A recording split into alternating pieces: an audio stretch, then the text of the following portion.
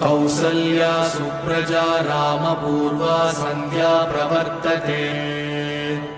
उत्तिष्ठ नरशार्दूल कर्तव्यं दैवमात्मिकम् कौसल्या सुप्रजा रामपूर्वा सन्ध्या प्रवर्तते उत्तिष्ठ नरशार्दूल कर्तव्यं दैवमात्मिकम् उत्तिष्ठोत्तिष्ठ गोविन्द उत्तिष्ठ गरुडध्वज उत्तिष्ठ कमलाकान्त त्रैलोक्यं मङ्गलं कुरु मातः समस्तजगतां मधुकैटभारे वक्षो विहारिणि मनोहर दिव्यमूर्ते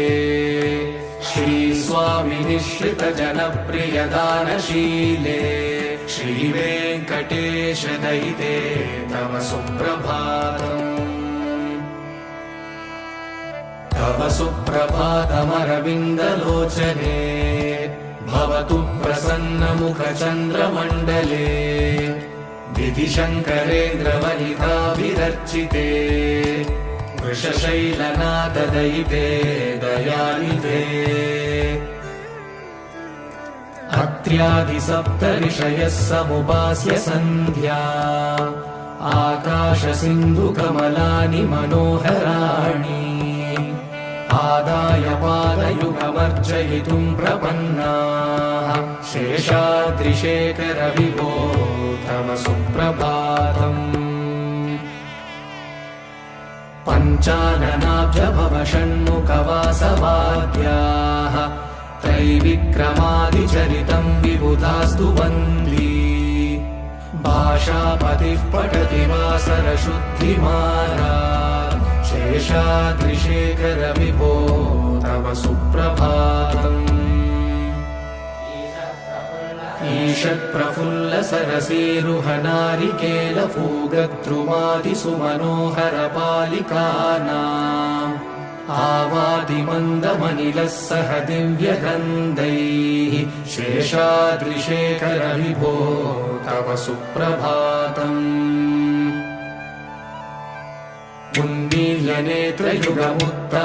उन्मील्यनेत्रयुगमुत्तमपञ्जरस्ताः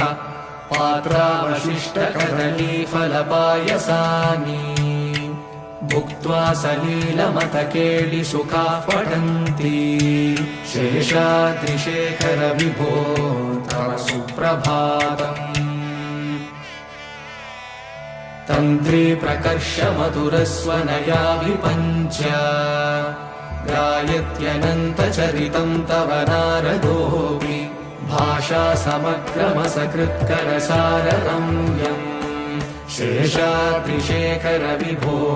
तव सुप्रभातम् भृङ्गावली च मकरन्दरसानुविद्धजङ्कारगीतनिनदैः सह सेवनाय निर्यात्युपान्तसरसी कमलोधरेभ्यः शेषाद्रिशेखर विभो तव सुप्रभातम् योषागणेन वरदग्निविमध्यमाने घोषालयेषु दधिमन्थनतीव्रघोषाः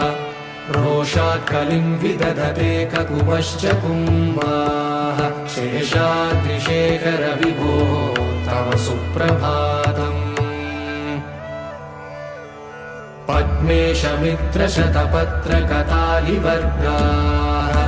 हर्तुं श्रियं कुवलयस्य निजाङ्गलक्ष्म्या घेरे निनादमिव बिभ्रति तीव्रनादम् शेषाद्रिशेखर विभो तव सुप्रभातम् श्रीमन्नभीष्टवरदाखिल लोकबन्धो श्री श्रीनिवास जगदेकदयैकसिन्धो श्रीदेवतागृहभुजान्तर दिव्यमूर्ते श्रीवेङ्कटाचलपते तव सुप्रभातम् श्रीमन्नभीष्टवरदाखिललोकबन्धो श्री श्रीनिवास जगदेकदयैकसिन्धो श्रीदेवतागृहभुजान्तरदिव्यमूर्ते श्रीवेङ्कटाचलपते तव सुप्रभातम्। श्रीस्वामी पुष्करिणिकाप्लवनिर्मलाङ्गाः श्रेयोतिनो हरविरिञ्च सनन्दनाद्याः द्वारे वसन्ति वरवेत्र हतोत्तमाङ्गाः श्रीवेङ्कटाचलपते तव सुप्रभातम्। श्रीशेषशैलगरुडाचलवेङ्कटाद्रिनारायणाद्रिवृषभाद्रिवृषाद्रिमुख्या आख्यां त्वदीयवसतेरनिशं वदन्ति श्रीवेङ्कटाचलपते तव सुप्रभातम्। सेवापरा शिवसुरेश कृशानुधर्म रक्षोऽम्बुनाथ पवमानधनादिनाथाः बद्धाञ्जलिप्रविलसन्निजशीर्षदेशाः श्रीवेङ्कटाचलपते तव सुप्रभातम्। धाटेषु ते विहगराज मृगाधिराज नागाधिराज गजराज हयाधिराजाः स्वस्वाधिकारमहिमाधिकमर्दयन्ते श्रीवेङ्कटाचलपते तव सुप्रभातम्। सूर्येन्दुभौमबुधवाक्पतिकाव्यसौरिस्वर्भानुकेतुदिविषत्परिषत्प्रधानाः त्वद्दासदासचरमावधिदासदासाः श्रीवेङ्कटाचलपते तव सुप्रभातम्। त्वत्पादधूलिभरितस्फुरितोत्तमाङ्गाः स्वर्गापवर्गनिरपेक्षनिजान्तरङ्गाः कल्पागमाकलनयाकुलतां लभन्ते श्रीवेङ्कटाचलपते तव सुप्रभातम्। त्वद्गोपुराग्रशिखराणि निरीक्षमाणाः स्वर्गापवर्गपदवीं परमाश्रयन्तः मर्त्या मनुष्यभुवने मतिमाश्रयन्ते श्रीवेङ्कटाचलपते तव सुप्रभातम्। श्रीभूमिनायक दयादिगुणामृताब्धे देवादिदेव जगदेक शरण्यमूर्ते श्रीमन्ननन्त गरुडादिभिरर्चिताङ्घ्रे श्रीवेङ्कटाचलपते तव सुप्रभातम्। श्रीपद्मनाभ पुरुषोत्तम वासुदेव वैकुण्ठमाधव जनार्दन चक्रपाणे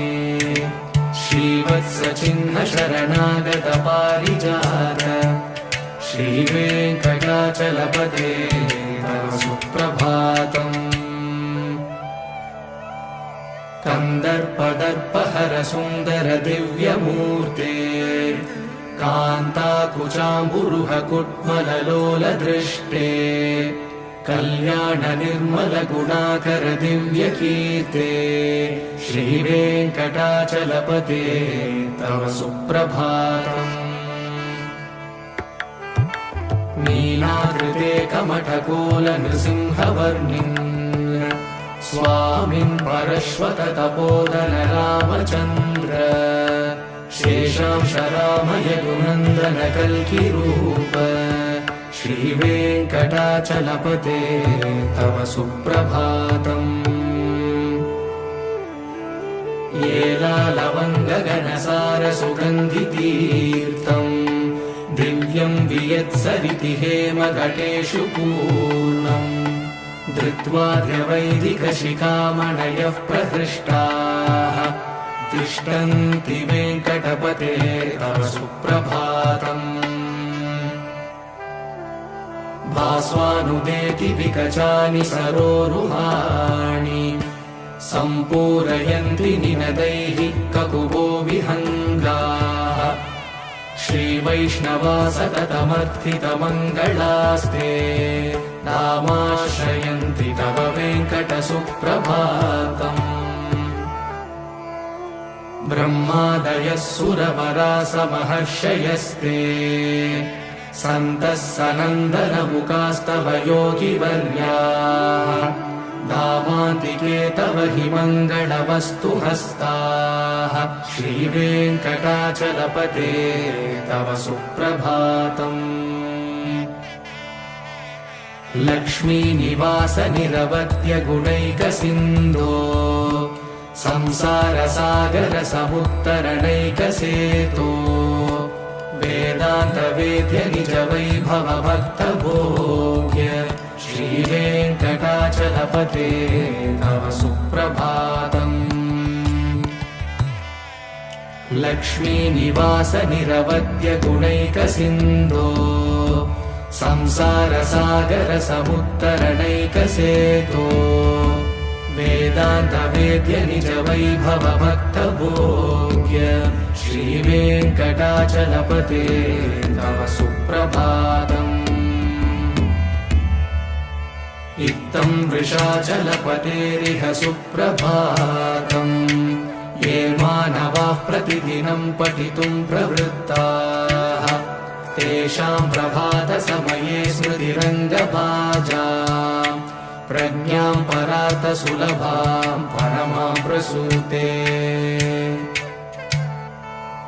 इत्थं वृषाचलपतेरिह सुप्रभातम् ये मानवाः प्रतिदिनं पठितुं प्रवृत्ताः तेषां प्रभातसमये स्मृतिरङ्गभाजा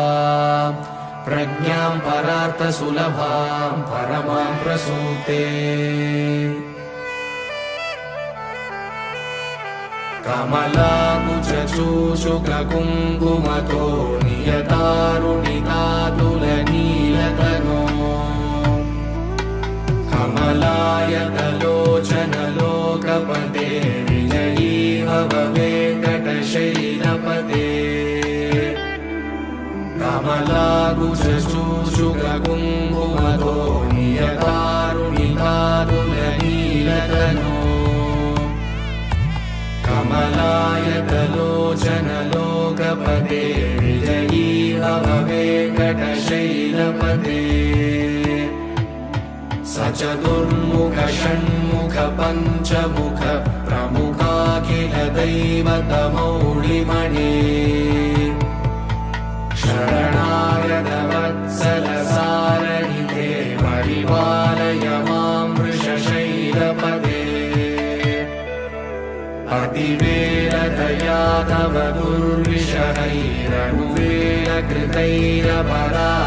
दुर्विषहैरनुवेलकृतैरपरादशतैः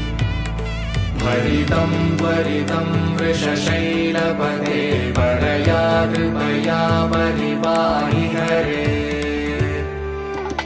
अधिवेङ्कटशैलमुदारमते जनता विमतादिगदानरता परदेवदयारहितानिलमयि कमलादयितान्नवरं कलये कलवेणुरवावशको भवतु शतकोटिहृता स्मरकोटिसमाद् प्रतिवल्लभिका विमता सुखदा वसुदेवसुतान्नवरं कलये अभिरामगुणाकरदाशरथे जगदेकधनुर्धर धीरमते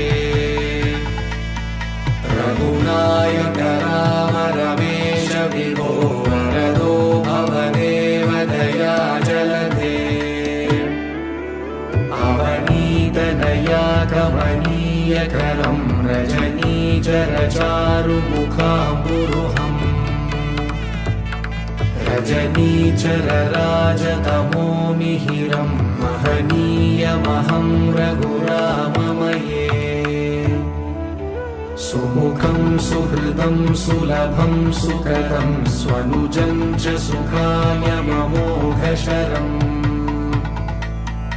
अपहाय रघुत्वहमन्यमहं न कथञ्चन कञ्चन जातु भजे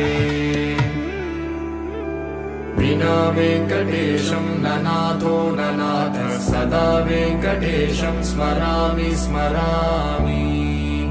हरे वेङ्कटेश प्रसीद प्रसीद प्रियं वेङ्कटेश प्रयश्च प्रयश्च विना वेङ्कटेशं ननाथो ननाथः सदा वेङ्कटेशं स्मरामि स्मरामि हरे वेङ्कटेश प्रसीद प्रसीद प्रियं वेङ्कटेश प्रयश्च प्रयश्च अहं दूरदृष्टे पदाम्बोजयुग्म प्रणामे च यागत्य सेवां करोमि सकृत्सेवया नित्यसेवाफलं त्वं प्रयश्च प्रयश्च प्रभो वेङ्कटेश अज्ञानिना मया दोषान् शेषान् विहितान् हरे क्षमस्वत्वं क्षमस्वत्वं शेषशैलशिखामणे अज्ञानिना मया दोषान् शेषान् विहितान् हरे क्षमस्वत्वं क्षमस्वत्वं शेषशैलशिखामणे ईशानां जगतोऽस्य वेङ्कटपतेर्विष्णोर्परां प्रेयसीं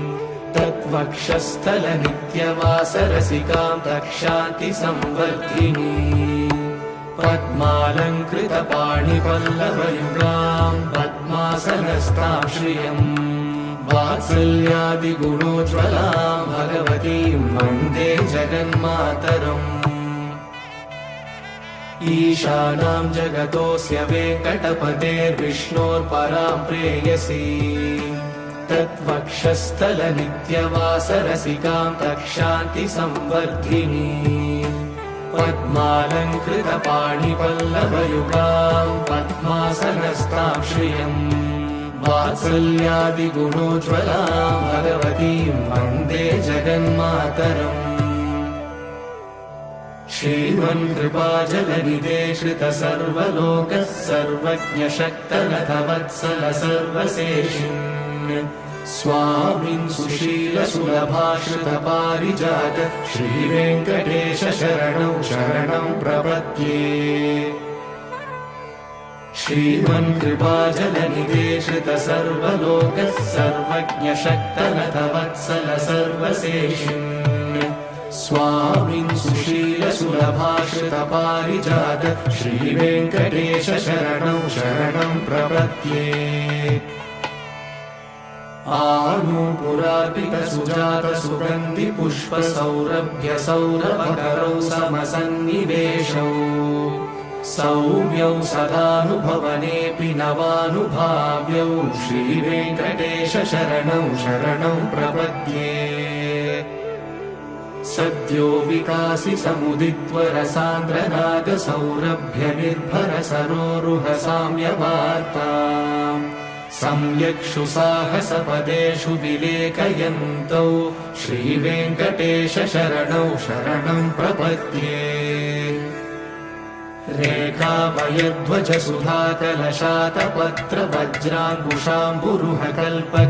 रेखामयध्वजसुधाकलशातपत्रवज्राङ्कुशाम्बुरुहकल्पकशङ्खचक्रैः भव्यैरलङ्कृतकलौ परतत्त्वचिह्नैः श्रीवेङ्कटेश शरणं शरणं प्रपद्ये ताम्रोदराद्युतिपराजितपद्मरागौ बाह्ये महोभिरविभूतमहेन्द्रनीलौ उद्यन्यकांशुभिरुदस्तशशाङ्कभासौ श्रीवेङ्कटेश शरणं शरणं प्रपद्ये सप्रेमभीतिकमलाकरपल्लवाभ्यां संवाहनेऽपि सपदि क्लवमादधानौ कान्ता भवान् मनसगोचरसौ कुमार्यौ श्रीवेङ्कटेश शरणं शरणं प्रपद्ये लक्ष्मीमही तदनुरूप निजानुभावनीलादिदिव्यमहिषीकरपल्लवानाम् आरुण्यसङ्क्रमणतः किल सान्द्ररागौ श्रीवेङ्कटेश शरणौ शरणं प्रपद्ये नित्यानमद्विति शिवादिकिरीटकोटिः प्रद्युक्तदीप्तनवरत्नमहः प्ररोहैः नीराजनाविधिमुदारमुपाददानौ श्रीवेङ्कटेश शरणौ शरणं प्रपद्ये विष्णोपदे परम इत्युदितः प्रशंसौ यौ मध्ववुत्स इति भोग्यतयाभ्युपातौ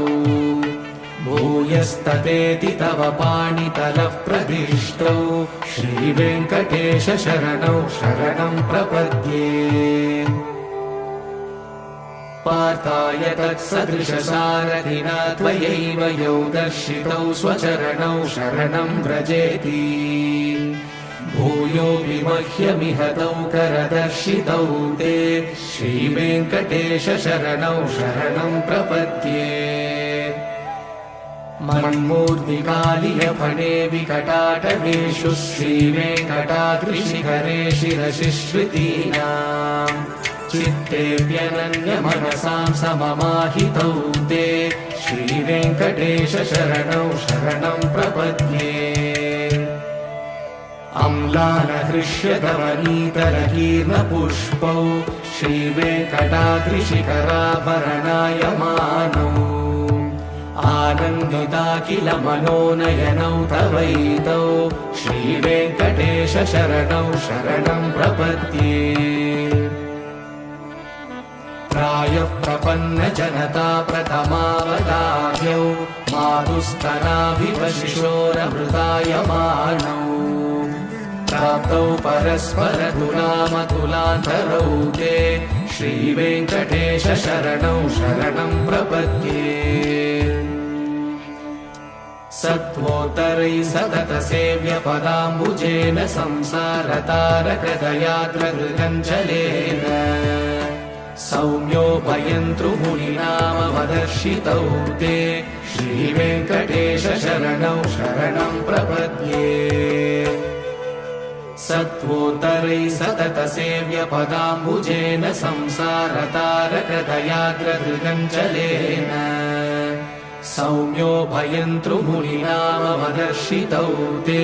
श्रीवेङ्कटेश शरणौ शरणं प्रपद्ये श्रीशश्रिया घटिकया त्वदुपाय भावे प्राप्ये त्वयि स्वयमुपेयतया स्फुरन्त्या नित्याश्रिताय निरवद्य गुणाय तुभ्यं शां किङ्करो वृषगिरीश न जातु मह्यम् श्रीशश्रिया घटिकया त्वदुपाय भावे प्राप्ये त्वयि स्वयमुपेयतया स्फुरन्त्या नित्याश्रिताय निरवद्य गुणाय तुभ्यं शां किङ्करो वृषगिरीश न जातु मह्यम् श्रियकान्ताय कल्याणनिलये निलयेऽर्तिना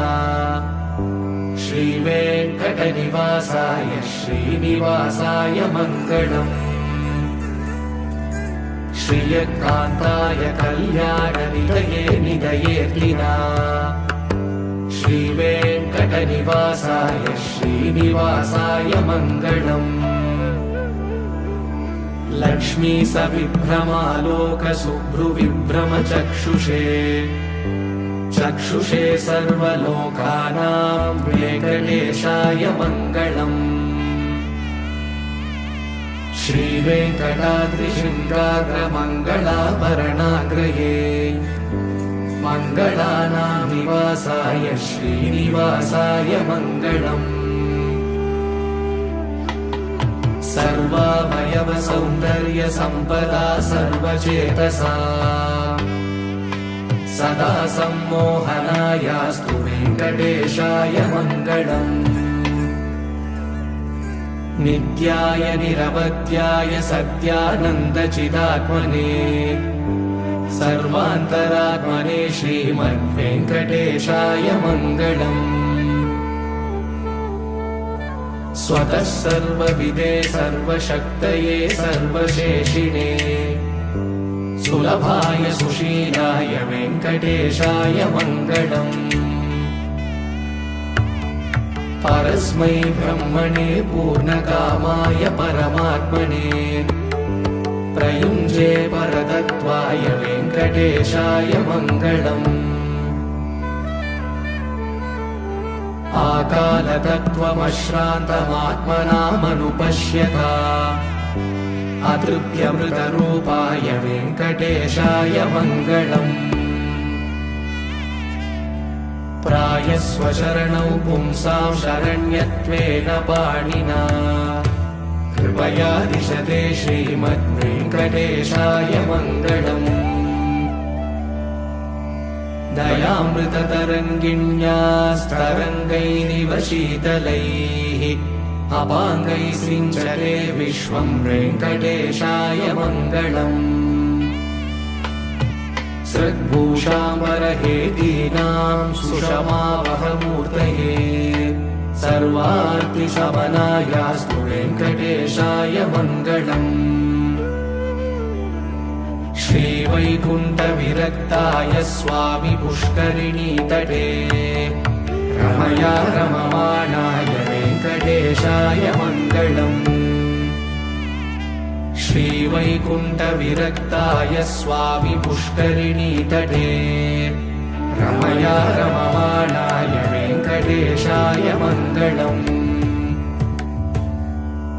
श्रीमत्सुन्दरजामातृमुनिमानसवासिने सर्वलोकनिवासाय श्रीनिवासाय मङ्गलम्। श्रीमत्सुन्दरजामातृमुनिमानसवासिने सर्वलोकनिवासाय श्रीनिवासाय मङ्गलम्। मङ्गलाशासनपरैः मध्वाचार्यपुरोगमैः सर्वैश्च पूर्वैराचार्यैः सत्कृतायास्तु मङ्गलम्।